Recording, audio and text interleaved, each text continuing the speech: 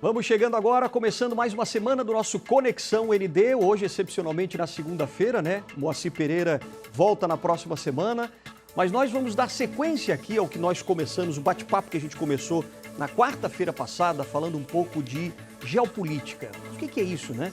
Na verdade, a gente está analisando um pouco o cenário internacional, o que está acontecendo no mundo inteiro hoje e que pode refletir e vai se refletir aqui no Brasil também. Então, na verdade, o que está acontecendo, né? O que essa guerra entre Rússia e Ucrânia pode refletir aqui no país? Qual é a posição da China hoje no mundo, Estados Unidos e as eleições agora, né, de 2022? O que isso tem a ver também com o cenário internacional, essa polarização de direita e esquerda? Então, meu convidado hoje é muito especial, ele que faz questão de participar do nosso programa, formado em jornalismo, fez pós-graduação também em política e estratégia, professor de geopolítica na Fundação Getúlio Vargas e também no IBMEC. Hoje é fundador, presidente do Conselho de Administração da Rede Governança Brasil pela América Latina. E o bate-papo, então, hoje com esse especialista, né, em geopolítica, professor Luiz Antônio Peixoto Vale. Muito boa noite para você, senhor Luiz. Muito obrigado, hein, pela participação. Tudo bem? Boa noite. Boa noite, Alexandre. Boa noite a todos que nos ouvem e veem. É um prazer, uma alegria estar aqui com vocês. Opa, para nós é uma honra recebê-lo aqui também, né? Aliás, o senhor está falando agora diretamente de Brasília, do olho do furacão, né? Exatamente, né? As coisas são muito centralizadas no nosso país, Sim, são muito centralizadas, as decisões são centralizadas em Brasília, né? Na verdade, há uma estrutura federalista um pouco distorcida. Todo o dinheiro vem para Brasília e depois retorna, né? Então exato. há uma concentração de poder muito grande. Agora, falando dessa concentração de poder, a gente sabe, e até com o jornalista Fernando Betete na semana passada, né, quando ele conversou com o senhor também, vocês fizeram uma live muito interessante, falando do que está acontecendo lá fora, no mundo, e que acaba refletindo também aqui no Brasil, em todos os países, né? E o senhor fala muito desse checkmate global. O senhor tem uma série de vídeos na internet, no seu canal no YouTube, chamada Checkmate Global, em que o senhor fala justamente da geopolítica, a posição do mundo inteiro em relação aos outros países do mundo e principalmente aqui o nosso Brasil. Agora, a pergunta que eu já começo a lhe fazer, e é uma pergunta bem complicada até mais, quem é que manda hoje no mundo e por que isso afeta tanto o nosso país? Olha, Alexandre, na verdade, durante muitos séculos, quem mandou sempre foi aqueles que detiveram o poder do dinheiro, Hum, né? O que acontece é que nós estamos agora, para ser muito sintético, nós estamos numa transição de poder. hum, Após a queda da União Soviética, o mundo se tornou um mundo unipolar, onde só existia uma grande superpotência, que era os Estados Unidos, e com os seus aliados, né, principalmente europeus, e a América Latina a reboque. Essa estrutura de um mundo unipolar começou a ser questionada pela Rússia e pela China, e a Rússia, com a primeira invasão, na verdade, o primeiro ato bélico dela na Síria, onde ela evitou a queda de Bashar al-Assad, que era um governante que o Ocidente gostaria que tivesse caído, a Rússia começa então a intervir no cenário geopolítico e agora tem essa questão da Ucrânia, né? A China apoia a Rússia porque ambas questionam um mundo unipolar. Nós estamos numa transição para um mundo multipolar. Mas quem está por trás desses movimentos? Lá no meu canal eu comento muito, Alexandre, que são dois grupos que estão infiltrados em todos os governos: hum. dominadores globais e resistência. E por que eu não foco em países? Também não foco em ismos, socialismo, comunismo e capitalismo. Porque todos esses movimentos, na verdade, às vezes possuem grupos econômicos por trás. Quer um exemplo? Quem formou a China? Na década de 70, final da década de 70, a China tinha um PIB menor que o do Brasil. Quem foi que transferiu para lá fábricas? Quem foi Estados que Unidos, né? transferiu para lá know-how? Quem fez tudo isso? Foram os capitalistas. Sim.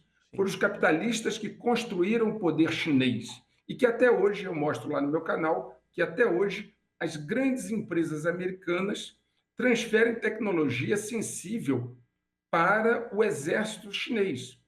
Universidades britânicas cooperam com o exército chinês. Então, quem fez a China comunista se tornar uma grande potência econômica e agora uma grande potência militar com esse dinheiro que ela conseguiu. Foram os capitalistas, o grande capital. Então, o grande capital, ele tanto faz, ele aposta nos dois cavalos. Qualquer um que ganhar, ele está dentro.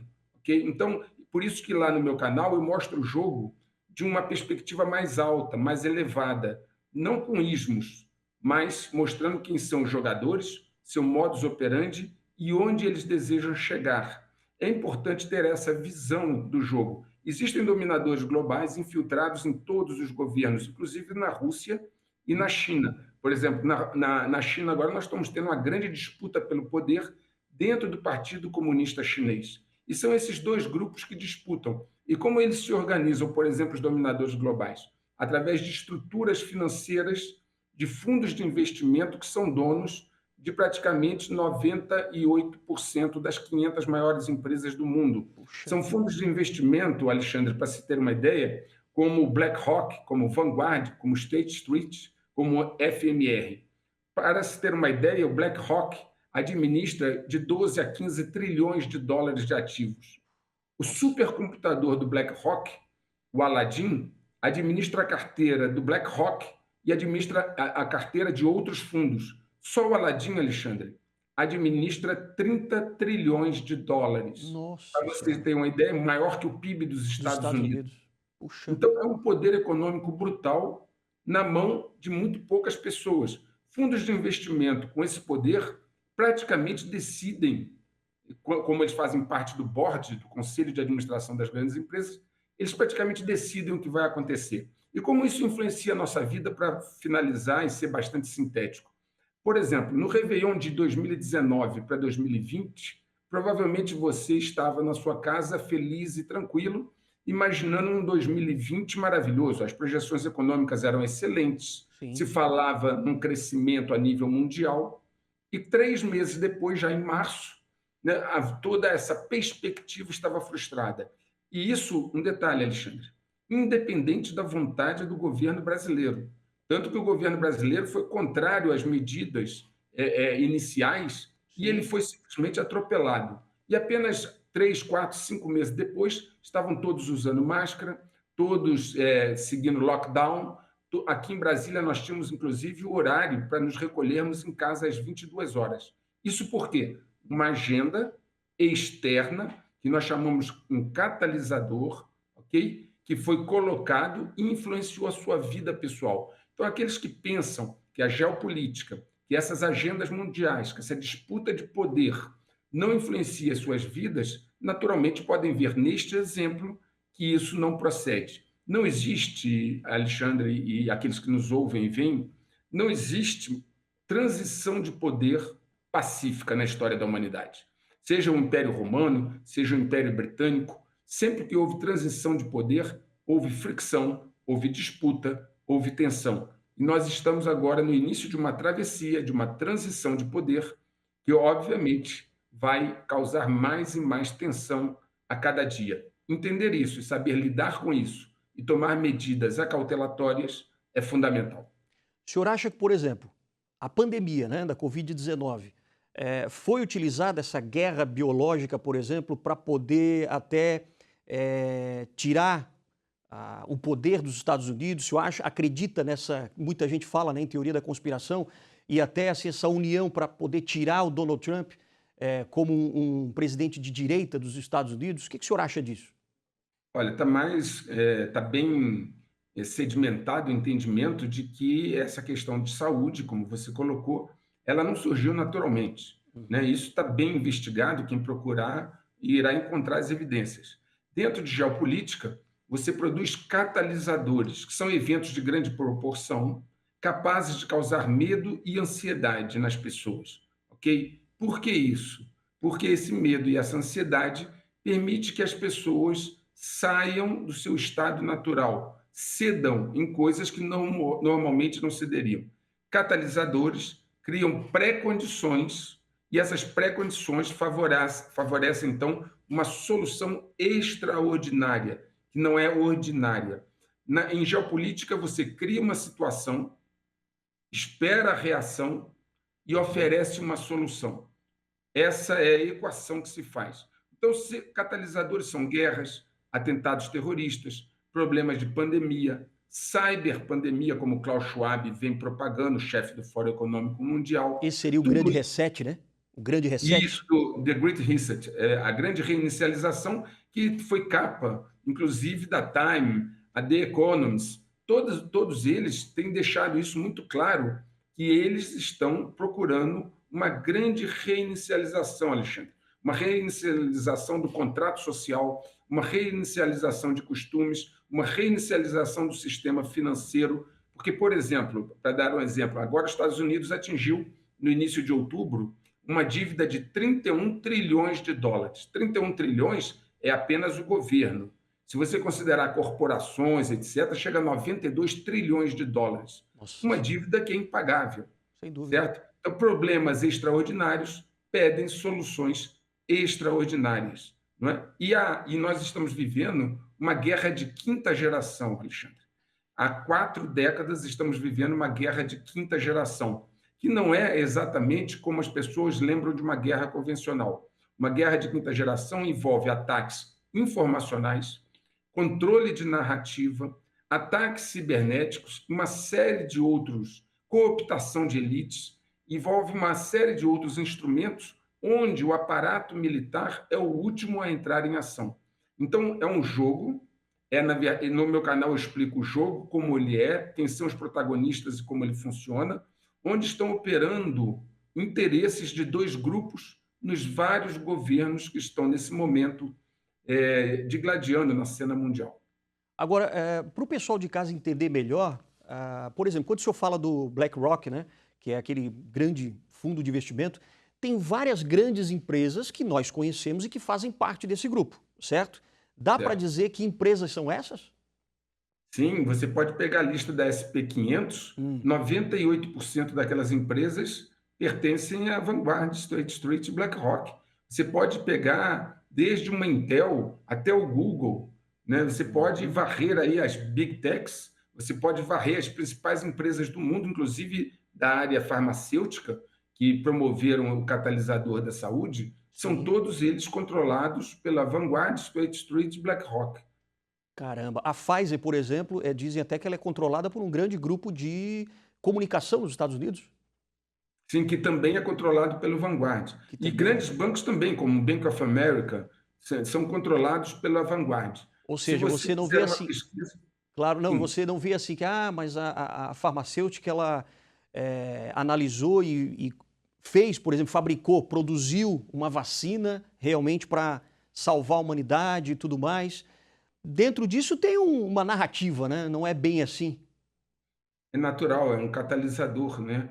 Eu, em 2019, eu escrevi 18 artigos dizendo que a crise que viria não era uma questão de se, mas de quando. Todos aqueles que trabalham na área de inteligência estratégica e geopolítica sabiam que seria necessário provocar crises a fim de gerar a solução necessária. O sistema como um todo, nós vivemos hoje, no mundo ocidental, uma bolha da dívida. Os Estados Unidos está endividado, os países europeus estão endividados, e você não tem solução para isso porque o dólar, que é a moeda dos Estados Unidos, ela não tem lastro, é uma moeda fiduciária. Okay? E o governo americano emitiu moeda sem lastro. Foi a maior expansão da base, nós chamamos M1 e M2, a maior expansão de base monetária do mundo, que criou essa situação atual nos Estados Unidos de uma inflação, a maior inflação dos últimos 40 anos, com uma recessão que está se aproximando muito rápido, né? Ela é inegável, não há mais quem negue a recessão, provocando nos Estados Unidos, Alexandre, uma estagflação, que é uma estagnação com inflação. A Europa vive situação semelhante hoje, uma inflação brutal, um colapso das linhas de suprimento, uma crise energética enorme, Uhum. principalmente agora à medida que eles vão do outono para o inverno, a ponto de eles estarem fazendo estoque de lenha na Europa. Há uma previsão de que grande parte das empresas na Europa, principalmente na Alemanha e no Reino Unido, provavelmente falirão, terão muita dificuldade, à medida que a crise energética se torna muito cruel. tivemos agora um ataque ao gasoduto, dois gasodutos que vinham da Sim. Rússia, Nord Stream 1 e Nord Stream 2, né, que obviamente foi uma sabotagem, está provado que foi uma sabotagem, numa guerra onde as operações encobertas falam mais alto, às vezes, que as operações que chegam ao conhecimento da mídia. Agora o senhor fala que não gosta muito de tocar nesse assunto, por exemplo, do socialismo, capitalismo, comunismo, porque essa briga toda está até bem acima dessas três definições, né? O que a gente vê, por exemplo, que a China, claro, ela quer tomar esse poder mundial, principalmente ficar superior aos Estados Unidos. O PIB da China está aí em 21 trilhões, alguma coisa assim. Os Estados Unidos têm 25 trilhões, quer dizer, então eles estão chegando muito perto dos Estados Unidos. Agora, com essa recessão, a coisa pode mudar um pouco. Mas eu gostaria que o senhor falasse agora, explicitasse bem o que esse movimento todo no mundo pode refletir em relação às eleições aqui no Brasil. O que uma coisa está ligada com a outra? Veja bem, a pergunta é excelente. O que ocorre hoje? Como eu falei, uma disputa pela hegemonia, pelo controle do planeta, por Sim, aqueles que vão ditar as regras do que alguns chamam nova ordem mundial, um sim. novo cenário, não importa o nome. Também essas nomenclaturas confundem às vezes. O que é importante entender, estamos numa transição para uma nova organização, um mundo multifacetado, onde a Rússia, a China, a Índia e, quem sabe, até o Brasil poderão pleitear um local de maior destaque. Na medida que os dominadores globais se preparam para esse confronto com a resistência, você está tendo, de um lado, Rússia e China num eixo com o Irã, Rússia, China, Irã e, em alguns momentos, até a Índia se alinhando ali e a Turquia, e, do outro lado, você tem Estados Unidos e Europa, basicamente, formando ali a OTAN, etc. Bom, o que eles fizeram, Alexandre? Só para entender. Eles lembram os russos, quando a União Soviética caiu em 91, ela não caiu no campo de batalha. O Pacto de Varsóvia tinha 4 vezes mais tanques do que a OTAN. Eles caíram porque não tiveram condição de competir economicamente para financiar a corrida armamentista. Então, eles perceberam que o poder mais importante que você precisa derrubar é, primeiro, o poder econômico, porque sem dinheiro, sem comida, sem alimentos, você não faz tropa andar. Sim. Então, eles atacaram o poder econômico do Ocidente, e isso está destruindo a economia da Europa e dos Estados Unidos em grande parte. Ao atacar o poder econômico, na sequência virão ações de caráter bélico. Muito bem. Como eles estão se preparando para um confronto maior no hemisfério norte, as zonas de retaguarda, África e América Latina, se tornam importantes. Por quê? Porque são recursos minerais, Uhum. água potável, alimentos, terras raras, que num confronto você precisa ter a logística para trazer essas matérias-primas, esses insumos, para alimentar o esforço de guerra, ok?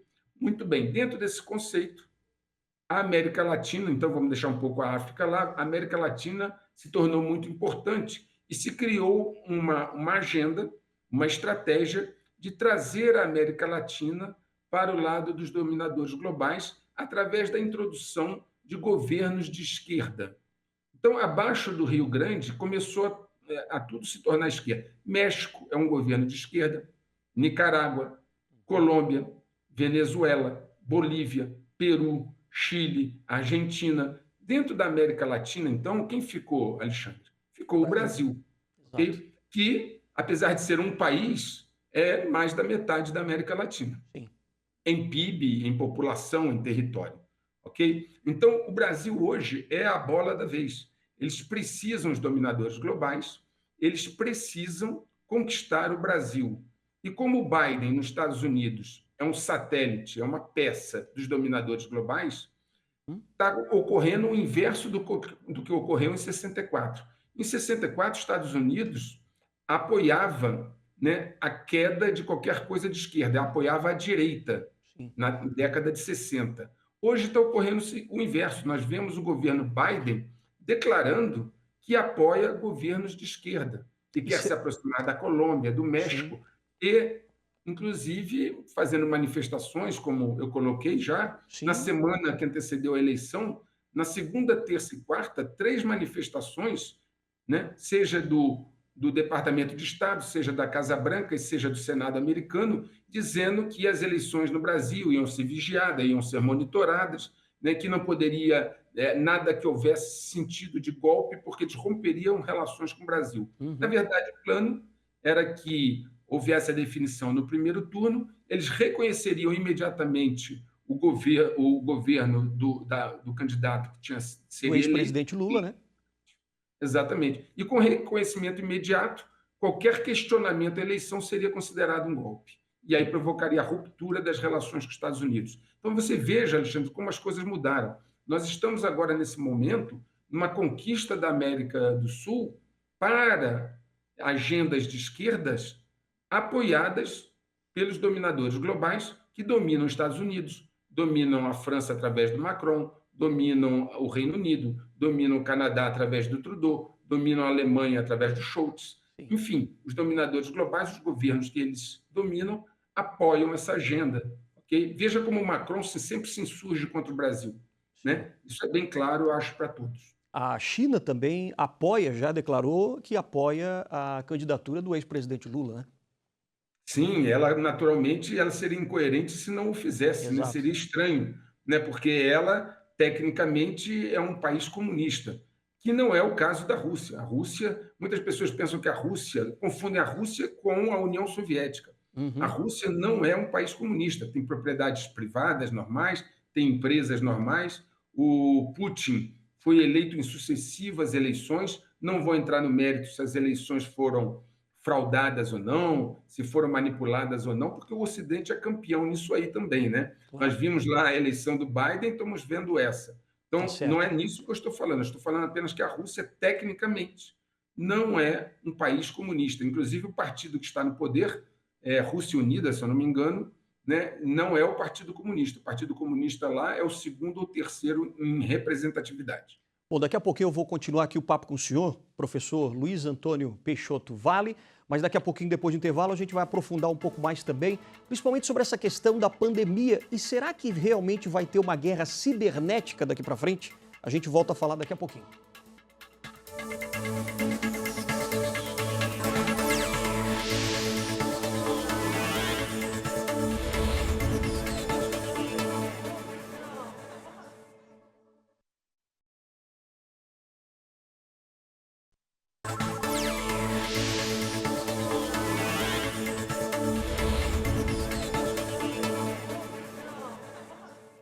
Hoje nós estamos falando sobre o que o cenário mundial de guerra, de mudanças, né, em todo o planeta, o que tudo isso acaba se refletindo aqui no Brasil, principalmente nas eleições de 2022, né? Principalmente agora a gente passou do primeiro turno, temos agora o segundo turno.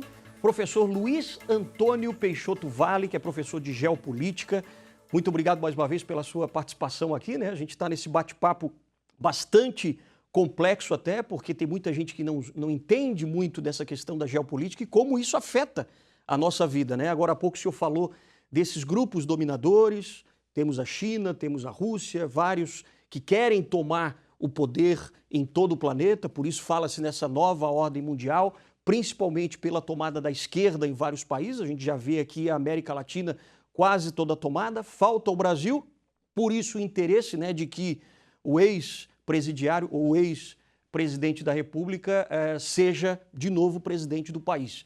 Dizem até que num país sério isso jamais aconteceria, porque um cara que já tem várias condenações estaria aí de novo como candidato, né? Mas enfim, professor, daqui para frente, mesmo que, independentemente de quem vai ganhar agora nesse segundo turno aqui no Brasil, ou Bolsonaro ou Lula, essa mudança toda no planeta vai acontecer ou de formas diferentes, caso Bolsonaro ou Lula tomem o poder? Não, o rumo da geopolítica já está traçado.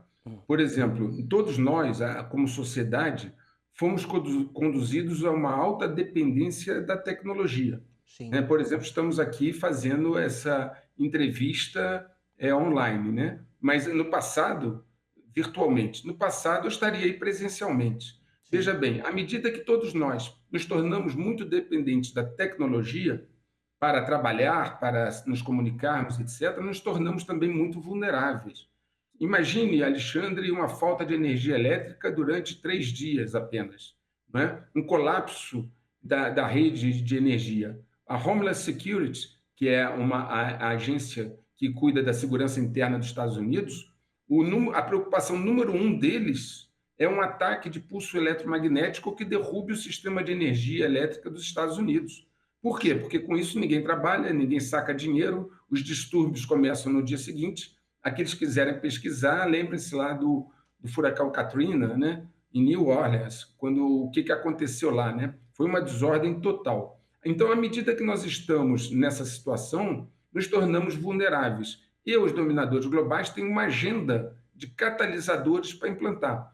Né? Começaram com saúde, temos agora a guerra, fomos agora para atentados terroristas que mal começaram, haverão mais do que nós chamamos false flag, atentados de falsa bandeira, onde um faz e põe a culpa no outro. O Klaus Schwab, o Fórum Econômico Mundial, né, ele já falou na cyberpandemia.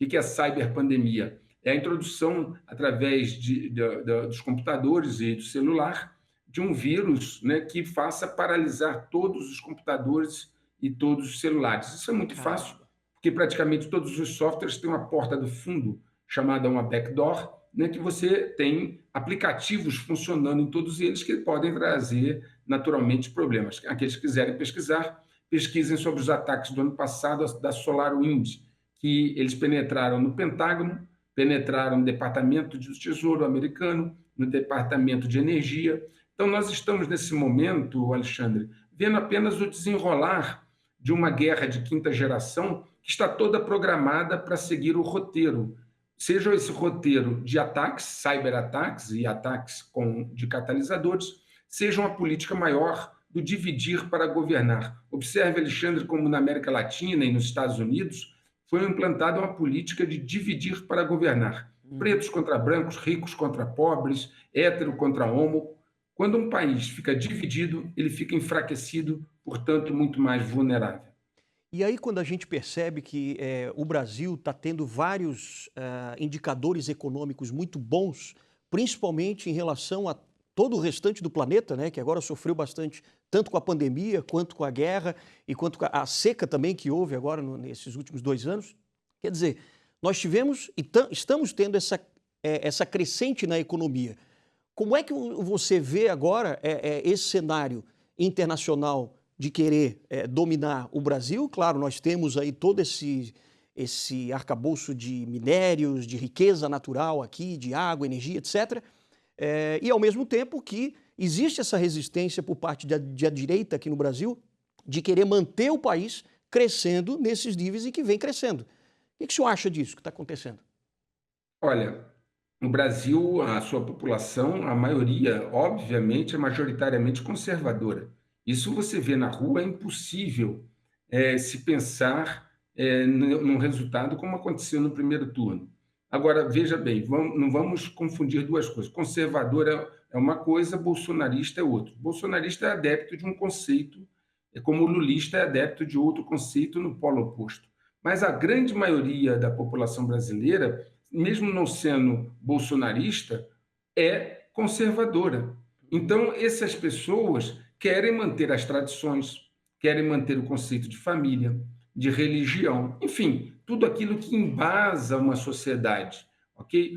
E eles, os dominadores globais, precisam destruir esses conceitos porque eles são os pilares da tábua de valores morais e éticas do povo brasileiro. Agora, por que eles então jogam dividir para governar? Porque eles enfraquecem o país. O país perde a unidade nacional, o país se coloca irmãos contra irmãos, patriotas contra patriotas. E isso faz com que o país se torne muito mais frágil. Economicamente, o Brasil está bem, em particular por causa do agronegócio. O país sofreu uma desindustrialização muito grande, uma desnacionalização da sua indústria. Para vocês terem uma ideia, a indústria de transformação brasileira hoje voltou à década de 40, responde por 1,4 ou 1,7 do PIB, que é o que ela respondia em 1947, ok? Então, nós sofremos um processo de desindustrialização, desnacionalização, e nós temos mais um problema, Alexandre. a dependência muito grande do capital externo, em qualquer situação, seja o fluxo de capitais para financiar a questão da dívida, seja em função da dívida interna, que é financiada por compras do Tesouro Nacional, e seja a pauta de exportação. Um colapso, um conflito muito grande a nível mundial, que faça com que as economias dos Estados Unidos, Europa, mesmo China, que é um grande comprador, decaiam, absolutamente não poderá deixar o país incólume. Por quê? Porque a nossa pauta de exportação vai ser afetada, os capitais que compram títulos do Tesouro Nacional podem diminuir essa compra. Aliás, essa foi uma preocupação recente do Tesouro Nacional, falta de procura pelos títulos do Tesouro, e então essa preservação, digamos assim, da paz social está muito ligada à prosperidade. Veja bem, minha mãe tinha uma brincadeira, ela fala assim, casa que falta o pão, todo mundo grita e ninguém tem razão. É fundamental para termos coesão que haja um certo nível de prosperidade. Se houver o The Great Reset, se houver a mudança, os países vieram se preparando para isso com a desdolarização.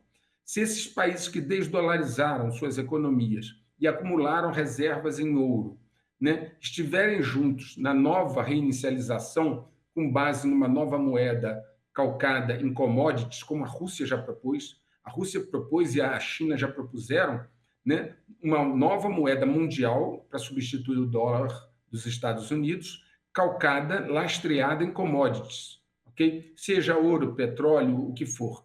Se isso vier a acontecer, há uma reformulação do cenário mundial e poderá haver um impacto desfavorável na economia brasileira.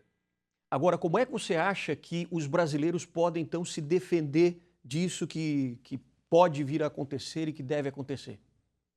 Olha, Alexandre, nos momentos de crise, se você olhar a história, ativos como metais, ouro, por exemplo, e prata, eles nunca perderam muito para essas crises. Então é natural que, se nós olharmos para frente, uma medida de prudência, não quer dizer que acontecerá algo gravíssimo, mas em geopolítica também é o seguinte: nós esperamos o melhor e nos preparamos para o pior, ok? Se você está preparado, você não tem com o que se preocupar, não tem o que temer. Então, se você puder ter todo um arcabouço em torno de você, de prudência, por exemplo, né, dinheiro em espécie. Por quê? Porque, como eu disse, se faltar energia elétrica, você vai pagar com que cartão, se não tem máquina, ok? Você tem que lembrar também que os bancos, a qualquer momento, pode ter um feriado bancário. Quem viveu o plano Collor lembra disso, ok? As pessoas, e principalmente a geração mais nova, ela não viveu esses momentos, não viveu momentos de hiperinflação como no governo Sarney, que tinha 80% de inflação, 86%, não viveu como no plano Collor, que nós fomos para o fim de semana e na segunda-feira era feriado bancário e uma parte do seu dinheiro ficou retida para ser devolvida em 20 ou 24 prestações, eu não me lembro mais.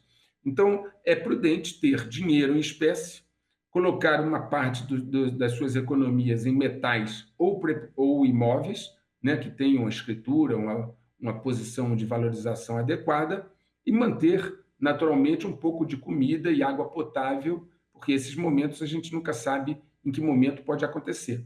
São medidas de prudência, não é para ninguém ficar preocupado nem desesperado. Agora, eu pergunto a você, amigo e amiga, nesse exemplo que eu dei do Réveillon de 19 para 20, que você estava com certeza comemorando, né, e não sabia o que viria 3 meses depois, nesse momento também catalisadores estão sendo gestados. Então, uma medida de prudência é proteger a você e sua família.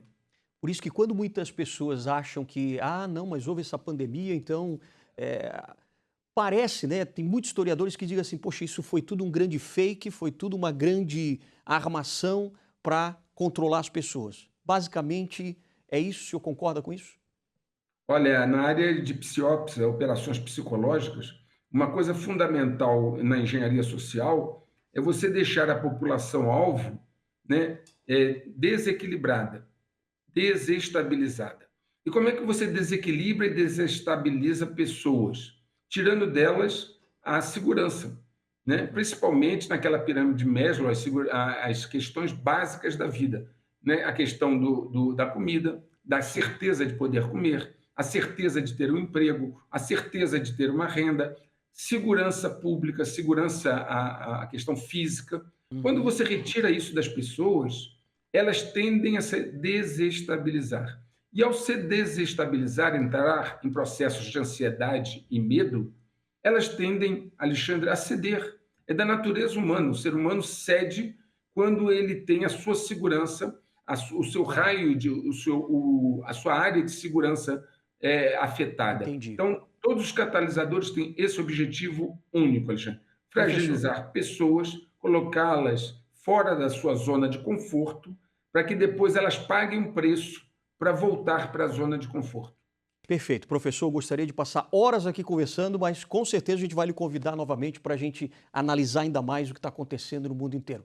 Professor Luiz Antônio, muito obrigado, hein? Uma ótima noite para o senhor e obrigado aí, falando diretamente de Brasília. Obrigado a você, Alexandre. Obrigado a todos que nos veem. Maravilha. Obrigado, boa noite. Boa noite a você também de casa. A gente volta na próxima edição aqui do nosso Conexão ND. Até lá.